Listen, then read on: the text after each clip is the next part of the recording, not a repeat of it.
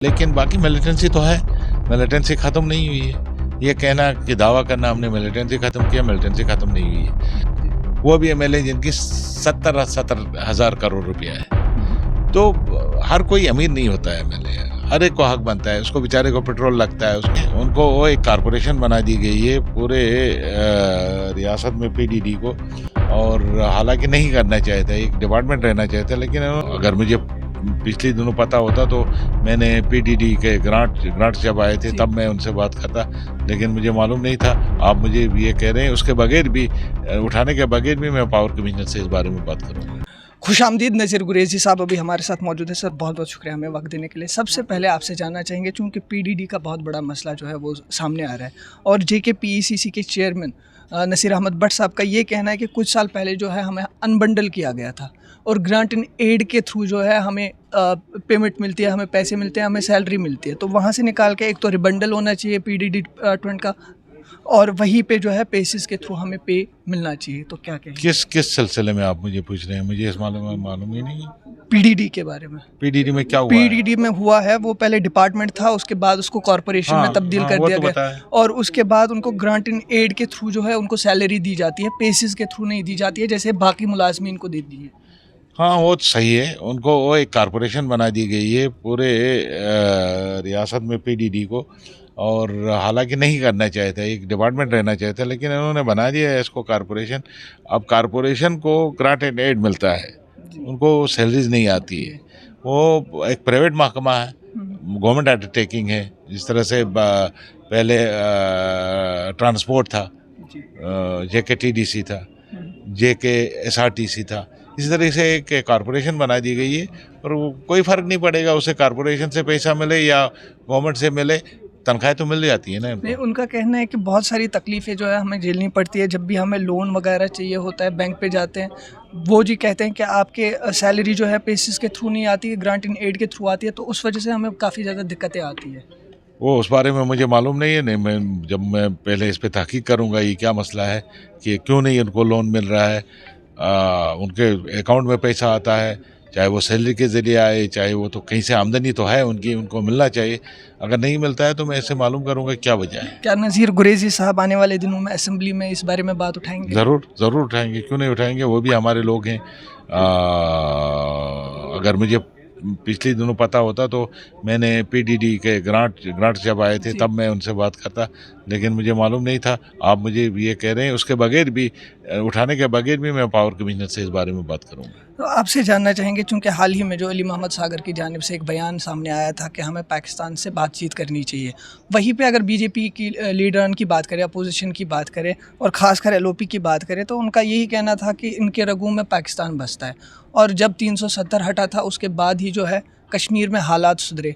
क्या आपको लगता है कि हालात सुधरे हैं कश्मीर वाले में? देखिए, एक चीज़ तो मानना पड़ेगा कि वो पत्थरबाजी बंद हो गई या जल्द से जुलूस नहीं हो रहे हैं, लेकिन बाकी मिलिटेंसी तो है, मिलिटेंसी ख़त्म नहीं हुई है। ये कहना कि दावा करना हमने मिलिटेंसी ख़त्म किया, मिलिटेंसी ख़त्म नहीं हुई है। रहा सवाल सागर साहब को ने जो बात कही कि पाकिस्तान के साथ बात करना चाहिए।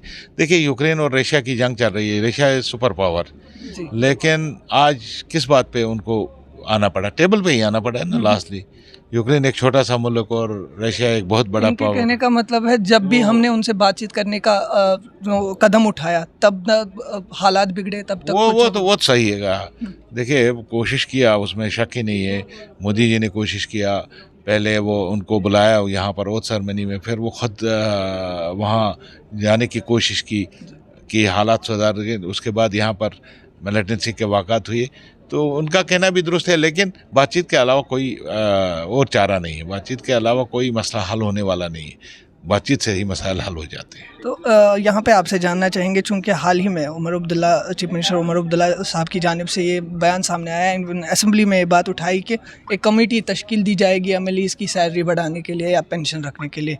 तो वहीं पे जो है आम लोगों की जानिब से कहीं ना कहीं तंज कसा जा रहा है कि जिस असेंबली में गरीबों की बात होनी चाहिए, डेली वेजर्स की बात होनी चाहिए, कैजुअल लेबर्स की बात होनी चाहिए, वहाँ पे जो है चीफ मिनिस्टर साहब अपने एमएलएज की तनख्वाह बढ़ाने की बात कर रहे हैं। तो क्या मुझे बताओ, एमएलए क्या ऊपर से आया हुआ है, फरिश्ता है, या एमएलए को खजाने हैं घर में, उसकी फैक्ट्रियाँ चल रही हैं?